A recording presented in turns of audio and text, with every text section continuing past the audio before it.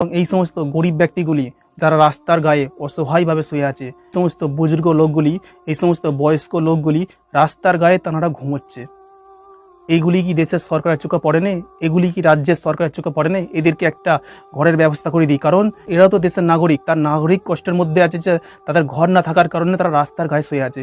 এবং এই সমস্ত রাস্তার উপর দিয়ে বিভিন্ন মূল্যবান ব্যক্তিরা, বিভিন্ন ফ্যাক্টরির মালিকেরা, বিভিন্ন কোটিপতি লোকেরাও যায়। তাদের চোখে কি এই জিনিসগুলি একবারও পড়ে না যে আমার বাবার মতো বয়স্ক লোকেরা তার রাস্তার গায়ে শুয়ে আছে? এদেরকে একটা নির্দিষ্ট জায়গা করে দিই, এদেরকে থাকার ব্যবস্থা করে দিই। আজ এই সম্পর্কেও তারা ধারণা করে না। এবং এই সম্পর্কে আমাদের ইসলাম কি বলেছে আমাদের ধারণা রাখা উচিত। আল্লাহ রসুল সাল্লাল্লাহু আলাইহি ওয়াসাল্লাম বলছে, যে ব্যক্তি নিজে পেট ভরে খায়, তার প্রতিবেশী ক্ষুধার্ত থাকে, তাহলে ওই ব্যক্তি কখনো মুসলমান হতে পারে না। ওই ব্যক্তি প্রকৃত মুমিন নয় যে নিজে পেট ভরে খায়, তার প্রতিবেশী ক্ষুধার্ত থাকে।